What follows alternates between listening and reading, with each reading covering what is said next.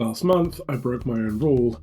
I spent $25 on a game purely because the trailer looked incredible. It had everything: the perfect pixel art, the lo-fi hip-hop soundtrack, the soft color palette. It promised me a sanctuary. I thought I had found my next obsession. I thought I found the next Stardew Valley. But 2 hours in, I realised I wasn't playing a game. I was fighting a clunky user interface, I was walking back and forth through empty rooms, and I was waiting for a gameplay loop that never actually arrived. That is when I realised something that has been bothering me for a long time. The word cozy is broken. It used to describe a feeling, that sense of warmth and safety you get from a great game, but now it's become a marketing buzzword. It's a shield used to defend bad game design, the label used to sell unfinished products with pretty art styles to an audience that is frankly too nice to complain. Today we are going to fix that. We're going to stop buying vibes and start demanding better loops. I'm going to show you exactly how the industry tricks us. I'm going to break down the specific failures of some very popular games, and I'm going to give you a definitive checklist so you never waste your money on an empty game again. Welcome to the Teaser Crew. Let's get into it. To understand how this label broke, we first had to remember where it came from. Because cozy wasn't always a marketing tag, it was a byproduct of hard work. If we go back to the late 90s, to the era of Harvest Moon on the SNES or the N64, nobody used the word cozy. We called these farming sims or management RPGs, and if you actually go back and play Harvest Moon 64, it is stressful. You had a stamina bar that depleted rapidly. If you worked too hard, you passed out. If you didn't water your crops, they died. And if you didn't feed your cows, they got sick. The cozy feeling didn't come from the lack of consequences, it came from the mastery of those consequences. It was a satisfaction of order over chaos. You took a field of weeds and rocks, which is stressful, and you turned it into a profitable farm, which is relaxing. The dopamine hit came from the work. Even Animal Crossing on the GameCube was mean. Do you remember the villagers? They were rude. They insulted your outfit. Mr. Rossetti would literally scream at you if you forgot to save. The world felt real because it had friction. It pushed back against you. Fast forward to 2016, Eric Barone releases Stardew Valley. This is the moment everything changed. Stardew perfected the loop. It combined the management of Harvest Moon with the social systems of a dating sim and the dungeon crawling of Zelda.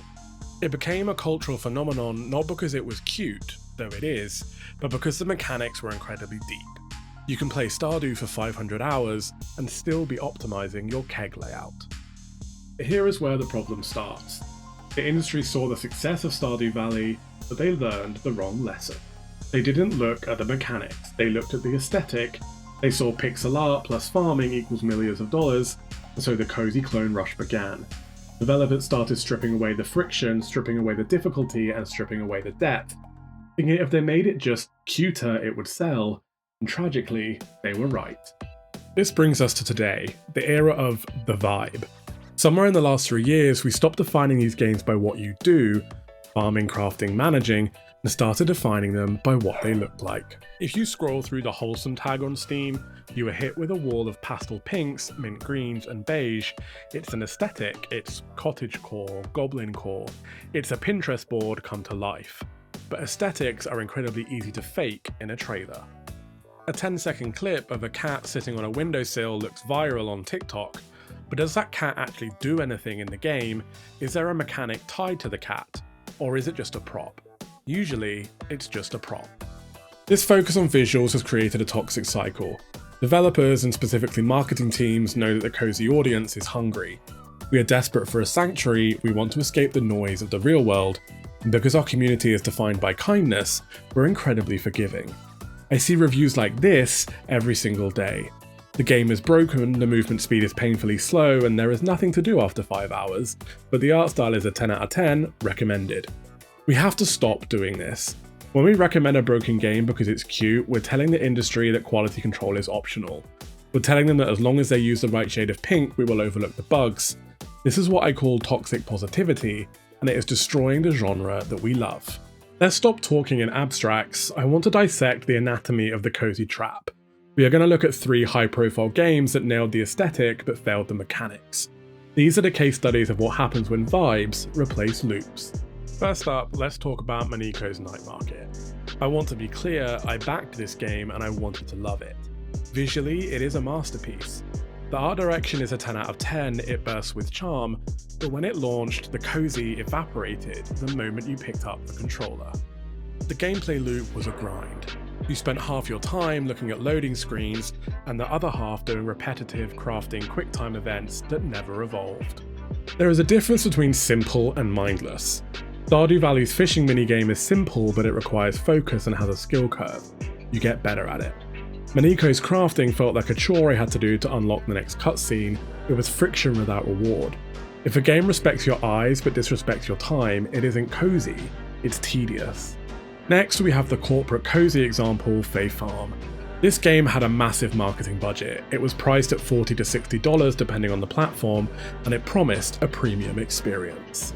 And on the surface, it looks polished.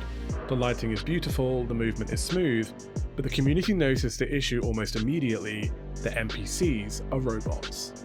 In Stardew Valley, characters have trauma. Shane drinks too much, Haley is rude to you. They have distinct personalities that evolve as you get to know them. In Fae Farm, the NPCs are vending machines. They repeat the same generic lines about the weather. They have no soul.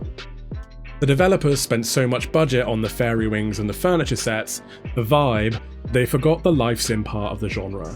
If the world doesn't care that I'm there, why should I care about the world? It feels like a theme park after hours, all the lights are on, but nobody is home. And finally, we have to talk about the most modern trap in the cozy space, the beta shield. And the biggest offender here is Palia. On paper, Palia is the dream. A cozy MMO, Stardew Valley meets World of Warcraft, that is the holy grail. But Palia has been hiding behind the beta label for a long time. In the gaming industry, beta used to mean we are testing the servers. In Palia, beta means the gameplay isn't finished, but the cash shop definitely is. If you log in right now, you can spend $30 real-world dollars on a single outfit. The monetization store is polished, bug-free, and updated constantly. But the actual world? You can't even sit on the chairs properly half the time. The multiplayer interactions are surprisingly shallow for an MMO, there is no trading, and there is no real community economy. This is the trap. They prioritise the systems that take your money over the systems that reward your time. They use the beta tag to deflect criticism while charging you full release prices for cosmetics. If the cash register is working perfectly, the excuse that the game is unfinished stops being valid. We accept this in the cozy genre because we are hungry for connection. But we need to ask ourselves, are we playing a community sim, or are we just hanging out in a very expensive 3D chat room? This brings us to the elephant in the room, the reason why games like Palia or Disney Dreamlight Valley are designed this way. We are witnessing the mobile infection of console gaming. For a decade, mobile games have used psychological tricks to exploit cozy gamers. Time gating, energy meters, premium currencies, they design friction on purpose and then sell you the solution. Oh, you're out of energy, you can wait 4 hours or pay 99 cents. That is not cozy, that is extortion. But now, those mechanics are migrating to PC and Switch. Look at Disney Dreamlight Valley. It is a game fueled by the fear of missing out. Cozy implies playing at your own pace. But Dreamlight Valley has star paths that expire, it has daily shop rotations. It forces you to log in like a job because if you miss a day, you might miss that one chair that you wanted. There is nothing relaxing about a deadline. When a game introduces daily quests and battle passes, it ceases to be a sanctuary, it becomes a service. And the moment a game becomes a service, the developer's goal shifts. They no longer want you to have fun, they want you to have retention. Real cozy games respect your time. Stardew Valley waits for you. If you don't play for a month, your farm is exactly where you left it. The crops don't rot because you took a mental health break. Live service cozy games punish you for leaving. And that anxiety, that is the antithesis of what this genre is supposed to be. Now I know I've been heavy and I know I sound cynical, but I sound this way because I love the genre. I criticize it because I know how magical it is when it's done right. And despite the traps, 2024 and 2025 have given us some absolute masterpieces that prove cozy isn't dead, it's just hiding. We need to stop settling for mediocrity so we can champion the developers who are actually putting in the work. If you want to see cozy done right, look at Fields of Mistria. On the surface, it hits every aesthetic note. It's got that 90s anime style, it's pink, it's cute, but the mechanics are fierce. They added a jump button, Do you know how much a jump button changes a farming sim? It makes movement feel fluid, it makes the world feel like a playground and not a grid. And the writing? The characters are funny, they have agency. They acknowledge the weather, the season, and your progress. The developers didn't just paint a pretty picture, they built a simulation that reacts to you. Or look at Tiny Glade. This is a game with no combat, no farming, and no management. It is purely aesthetic, but it passes the loot test. Why? Because the mechanic of building feels tactile. The way the fences snap together, the way the windows pop into existence, the way the path logically curves around a tree. The cozy comes from the code, not just the colours. The developer spent months making the mouse click feel juicy, and that is craftsmanship. And finally, Dave the Diver. Is it a traditional cozy game? Maybe not. You fight sharks, you run a business, it can be stressful. But the loop is perfect. Catch fish, serve sushi, upgrade gear, catch bigger fish. It works because the friction is fair. It challenges you and then it rewards you. It doesn't ask you for your credit card to speed up the sushi service, it asks for your skill. These are the games we need to be shouting about. These are the developers who understand that cozy is a verb, not an adjective. So how do we protect ourselves? How do we stop wasting money on the traps and start finding the gems? I have developed a filter. I call it the tea time checklist.